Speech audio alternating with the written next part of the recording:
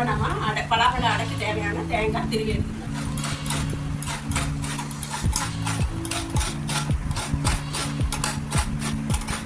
இதில் 1 கப் வெல்லம் எடுத்துக்கலாம்.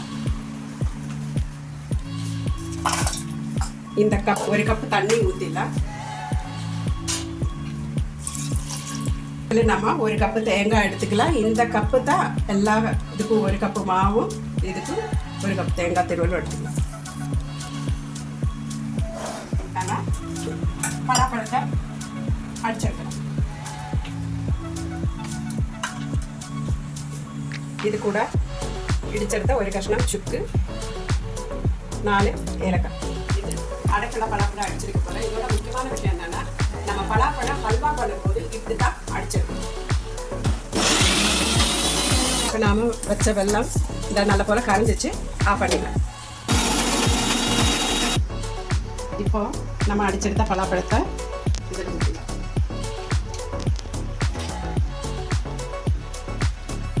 இப்போ நம்ம இந்த பலாப்பழ கூழ் கூட 1 கப்பு அரிசி மாவு எடுத்துக்கலாம்.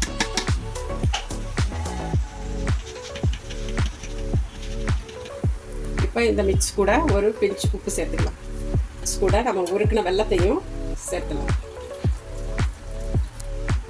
இப்போ எல்லாம் கூட நம்ம நல்லா கலரி விட்டுக்கலாம்.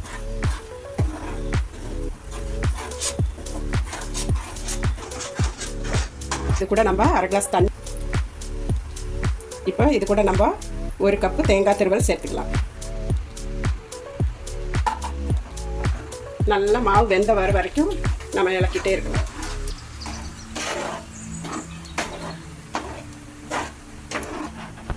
இப்போ இது நம்ம நல்ல போல இலக்கணும். அதாவது இடியாப்ப மாவு எப்படி சுடு தண்ணி கொதிக்க விட்டு அதில் கலரி எடுக்கிறோம், அதே மாதிரி மாவு வேக வச்சு எடுத்துடணும். நல்லா மாவு ரெடி ஆயிடுச்சு. நம்ம அடுப்பு ஆஃப் பண்ணிக்கலாம்.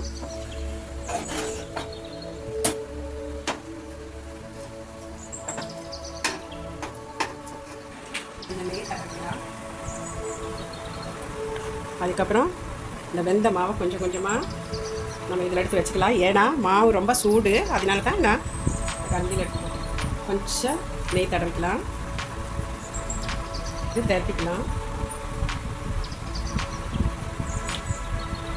தண்ணி தொடக்கூடாது.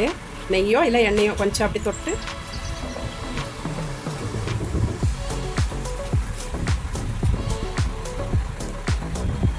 நாம் இந்த மாதிரி விட்டு இந்த மாவை எல்லாம் இதே மாதிரி செஞ்சு எடுத்துடலாம்.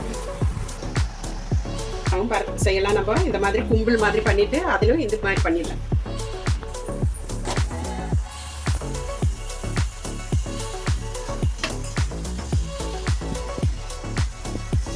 நம்ம செஞ்ச பலாப்பழ அடை ரெடி ஆயிடுச்சுங்க. நல்லா ருசியான டேஸ்டான அடை நீங்களும் செஞ்சு பாருங்கள்.